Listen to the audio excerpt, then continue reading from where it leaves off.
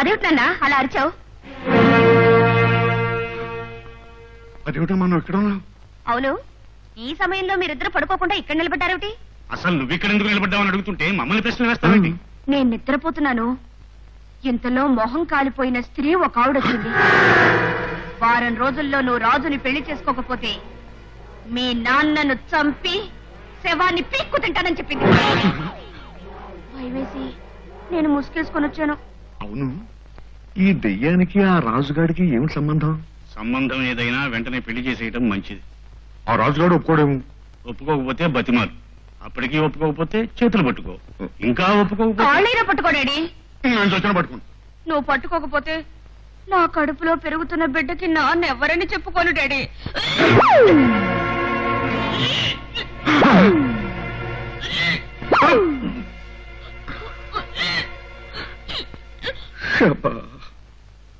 బావా, ఇక తప్పదు. ఆ దెయ్యం కోరిక తీర్చినట్టు ఉంటుంది, నీ కూతుర్ని ఒడిని పడేసినట్టు ఉంటుంది. వెళ్ళి వాడి కాళ్ళు పట్టుకో. తప్పదంటావా?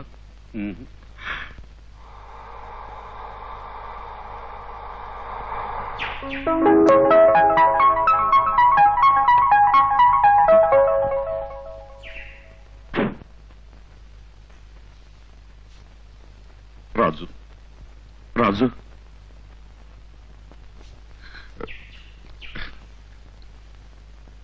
రాజుగారు, రాజుగారు. ఇప్పుడు మేము కసరత్తు చేస్తున్నాం, ఏం పలకరించకండి. అల్లుడు గారు, అల్లుడు గారు. అల్లుడా? అవును అల్లుడు గారు, మీరు మా ఇంటికి ఒకసారి రావాలి. మీ ఇంటికా? అది నాలుగా తాటి పట్ట. పిల్లనివ్వయ్యా మహానుభావ అనేదో మర్యాదగా ఇంటికి వచ్చి అడిగితే చీ పో అన్నావుగా. ఇప్పుడు మా ఇంటికి రండి అల్లుడు గారు అని ఎలా పిలుస్తున్నావు? ఏదో బుద్ధి గడ్డి తిని మనసు మట్టి తిని ఆనాడు అలా వాగాను. నన్ను క్షమించండి బాబు. క్షమించడానికి నేనేం దేవుణ్ణి కాదు. అలా అనకండి. అమ్మాయి నాన్న నాన్న అని కన్నీళ్లు పెట్టుకుంటుంటే నేను చూడలేకపోతున్నాను బాబు. మీ అమ్మాయి పెడుతుందా? మీ అమ్మాయి కడుపులో నుంచి నాన్న నాన్న అన్న కేకలు వినపడుతున్నాయా? ఈ సంగతి నీకు కూడా తెలిసిపోయిందా? అల్లుడు గారు, అల్లుడు గారు. ఇది మరీ బాగుంది. మీ అమ్మాయికి కడుపు వచ్చిన సంగతి ముందు నాకు తెలియకుండా మీకెట్లా తెలుస్తుంది? సరే బాబు, ఇప్పుడు ఆ లాజిక్ లో తెలుసు. నువ్వు చెప్పినట్టుగా నీ కాళ్ళు కడిగి కన్యాదానం చేయడానికి సిద్ధంగా ఉన్నాను. బాబు నేను సిద్ధంగా లేను. బాబు ఇవి చేతులు కావు. లాభం లేదు. కాళ్ళు పట్టుకుంటాను. ఏమి లాభం లేదు. అబ్బా ఇంకేం పట్టుకోమంటావు చెప్పు బాబు. ఇదిగో కావాలంటే చెంపలు కూడా వేసుకుంటున్నాను బాబు. సరే, ఏదో పెద్ద ముండా కొడుకువి నడి బజార్లో నిలబడి ఇలా ఏడుస్తూ అడుగుతుంటే పాపం నేను ఒప్పుకుంటున్నాను. వెళ్ళి ముహూర్తాలు పెట్టుకో.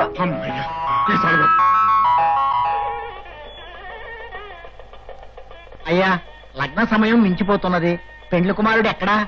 బావా ఏడివాడు నా పరుగు తీయటం కోసం ఎగ్గొట్టలేదు కదా. తొందరపడకు, ఏదో జరిగి ఉంటుంది. అసలు ఈ రోజు కళ్యాణం ఉంటుందా, వాయిదా వేస్తున్నాడా?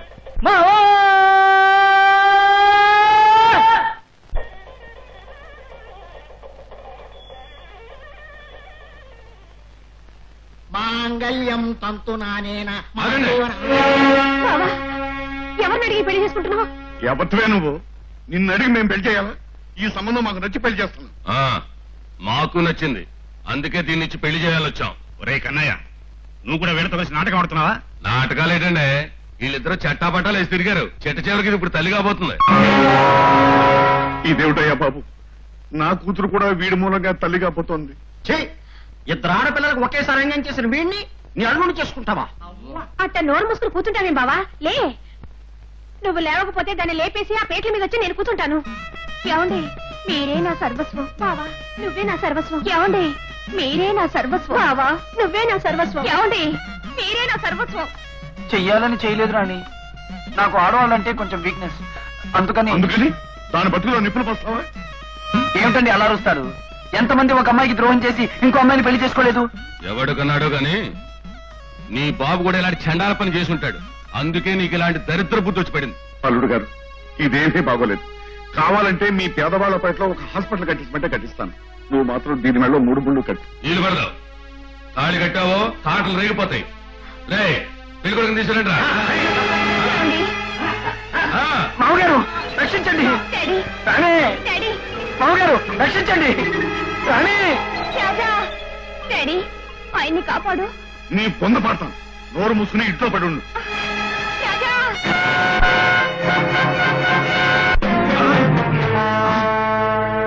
ఎరా కన్నయ్య, కన్నాలు వేసే బుద్ధి ఎప్పటి నుంచి తెచ్చుకున్నావురా?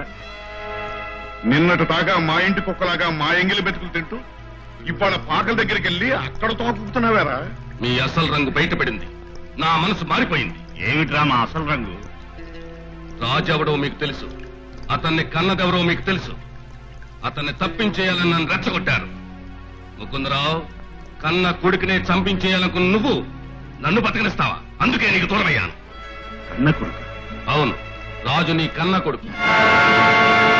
నీకు శారదమ్మకి పుట్టిన బిడ్డ. మీరు చంపేశామనుకున్న శారదమ్మ బతికే ఉంది. ఆ తల్లి ముఖం చూశాకే మీరంటే అసహ్యం పుట్టింది. ఓహో, శారద మీ కాళ్ళు పట్టుకుంటే మీరంతా కలిసి ఈ నాటకాలు ఆడుతున్నారన్నమాట. ఆవిడ మా కాళ్ళు ఎందుకు పట్టుకుంటుంది?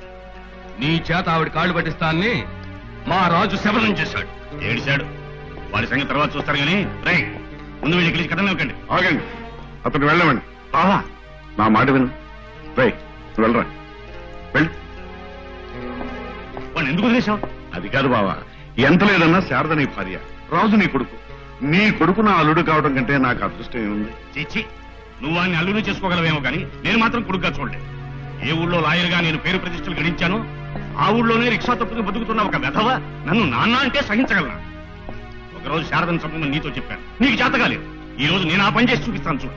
రే వెళ్ళండి, వెళ్ళి ఆ రాజుగాడు ఉంటున్న పేటలో వాడి తాలూకు మనుషుల పాకలన్నీ తగలబెట్టండి.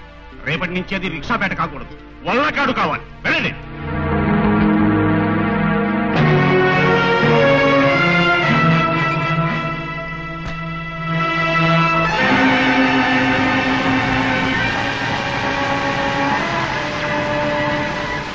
సినిమా బాలే ఉందా? హీరోయిన్ మటుకు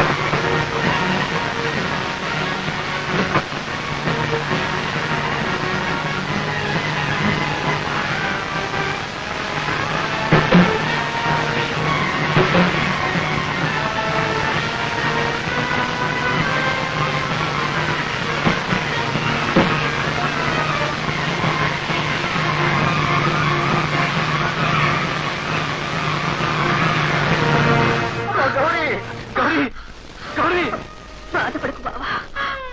నీకు భార్య నవ్వకుండా బ్రతకడం కంటే చచ్చిపోవడమే మేలని ఎన్నోసార్లు అనుకున్నాను. ఎప్పుడు ఆ దేవుడు సదాస్తు అని ఉంటాడు. అందుకే వెళ్ళిపోతున్నాను. గౌరీ, వచ్చే జన్మలోనైనా నన్నే పెళ్లి చేసుకుంటానని నాకు మాటివ్వు. మాటి గౌరీ, బాబు, ఈ నాయాళ్ళ పాకలకు నిప్పట్టింది.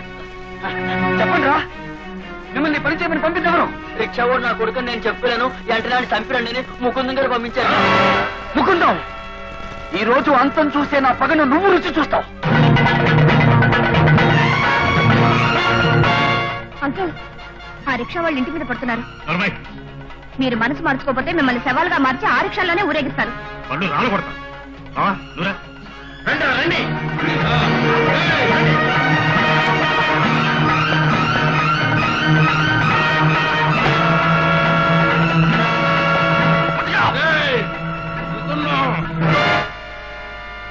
ఏంటలా తెల్లపై చూస్తున్నారు? రోజు కూలీకి రిక్షా తొక్కుకునేవాడు ఇంత ధైర్యంగా లోపలికి ఎలా రాగలిగాడనా? లోపల దాకా వచ్చి చావబోతున్నాడే అని బాధపడుతుంది. ముకుందరావు, ఈ లోకంలో ఎవరైనా సరే కొడుకును కన్నందుకు ముచ్చట పడతారు, కానీ నువ్వు చంపాలని ముచ్చట పడుతున్నావు కదూ? అవును, నీ చేత నాన్న అని పిలిపించుకోవడం కంటే ఛా!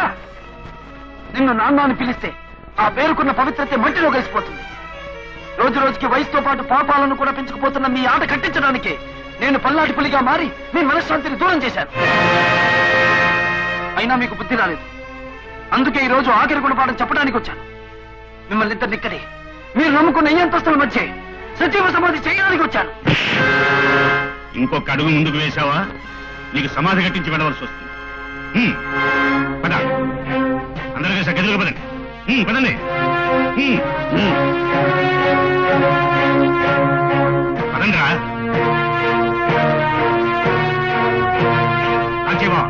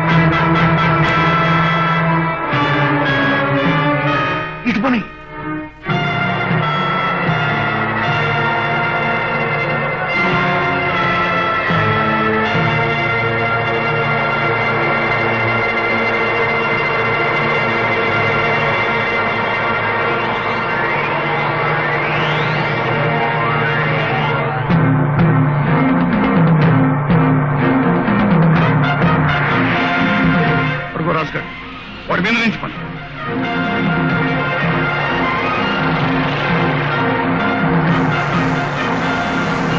ఇటు పని.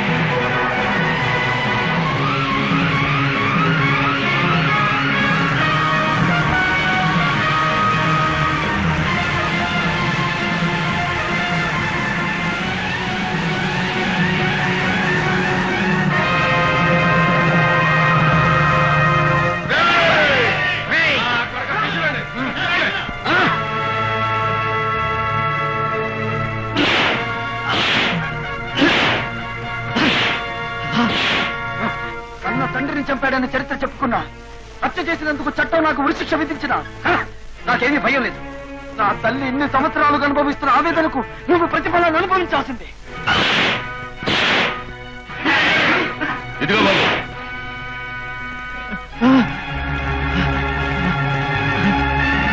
వద్దు వద్దు వద్దు వద్దు బాబు, పశువులు ఈ లోకం అంతా వినేలా గట్టిగా ఆరు. అవును అవును, శారద నా భార్య. నేను మనస్ఫూర్తిగా చెప్తున్నాను, శారద నా భార్య. ఆయన మీద పగ తీర్చుకునే ముందు ఒక్కసారి నీ తల్లి పసుపు కుంకాల గురించి ఆలోచించమని చెప్పాను కదరా.